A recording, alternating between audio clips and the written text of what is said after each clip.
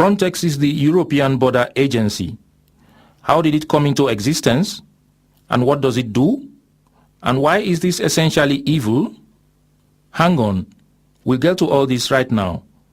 In 2004, the EU created the European Agency for the Management of Operational Cooperation at the External Borders of the Member States of the European Union, short, Frontex. Since 2005, Frontex has had its headquarters in Warsaw, Poland. There, about 200 staff are working in order to further tighten border control in the European Union. Some of the staff spend their time gathering knowledge about irregular migration to Europe. They have a very cynical term for it. They call it risk analysis. They are gathering statistics and feed it into a model and try to find out what they refer to as hotspots of migration. They also create maps which give a sense of an invasion of refugees, although this is a racist lie. Frontex then initiates so-called joint operations. They basically bring together resources and staff from different member states and target migration in one specific geographic area. One operation takes place in the territorial waters of Senegal, Mauritania, and the Cape Verde Islands. That is about 2,000 kilometers away from actual European territory. There, Frontex tries to stop people from even starting their journey to the Canary Islands. There is not too much knowledge about how exactly they are doing this. However, as you can see, it is a very military-style operation. Some people allege that the operations disrespect fundamental human rights and international laws, such as the Geneva Convention on Refugees. Another effect of the operation is that the routes people need to travel have become more dangerous. They have become longer, are out in the open sea, and are being traveled by ever smaller boats. Reports about tragedies at sea involving the death of many people can be found in newspapers every day. Frontex, however, argues that their task is to coordinate the policing of borders, not rescuing people. Generally speaking, there are a couple of other Frontex operations, especially at the land borders in the east of the European Union and at international airports. Frontex is also involved in research. Although they know better, they have this vision of building a high-tech border where all that happens can be monitored in real time. They are also doing research into biometrics, hoping to have computer do all the border checks. Frontex is also involved in the organization of deportation flights.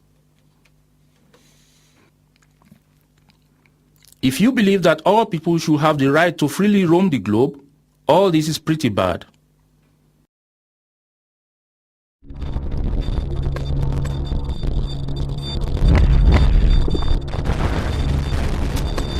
Shut down Frontex! Shut down Frontex! Lately, there have been first attempts at organizing a campaign against Frontex. A first step has been the demonstration in 2008 in Warsaw, right in front of the headquarters. Another action took place in the German city of Lübeck, where Frontex holds training workshops for European border guards.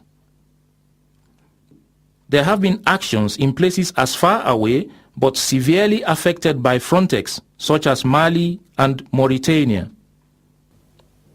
But this year, we are all going to take it one step further. We will hold a NoBorder camp on the Greek island of Lesvos. As you can see, the European border is quite complicated in this area. The Greek-Turkish border, which is also the EU external border, meanders between Turkey and the Greek islands. There are no international waters, and it is a zone of tension. The island of Lesvos itself is at times only 10 kilometers apart from Turkey.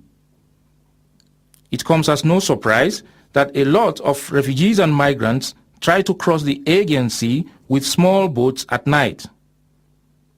In 2008, about 13,000 refugees and migrants were intercepted in Lesvos. However, much more people attempt the crossing of the European border. Research by human rights organizations shows that the Greek Coast Guard, aided by Frontex, engage in a highly dangerous and violent practice of pushing refugees back to Turkey. There are numerous reports about beatings, torture, and destruction of boats. If the Greek Coast Guard intercepts a boat of refugees, they disable the boat by punching holes into the hull, but nevertheless put the refugees back into the boat.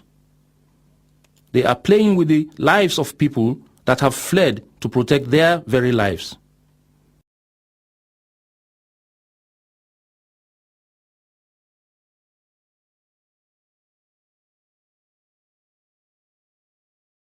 A lot of people actually make it to Lesvos. There, they are usually detained in a detention center called Pagani. Although it only has the capacity for about 200 people, it seems to be common to have up to 1,000 refugees in Pagani. Conditions are horrible, and not even lawyers and doctors have proper access to the detainees. In all rooms? All rooms. Some room is 100, some room is 120, you know? All of it is like 900, 1,000 people. Everybody is sick. By having the NoBorder camp in Lesvos, we want to protest against this undeclared war against refugees and migrants. We will bring these practices into the light of the European public, focusing especially on the detention center and the practices of the border guards.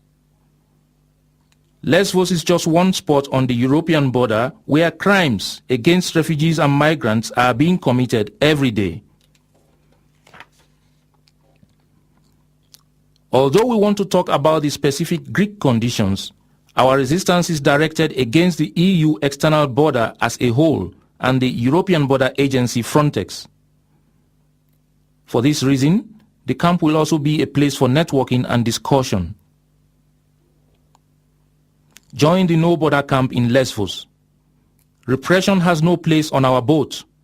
No border, no nation.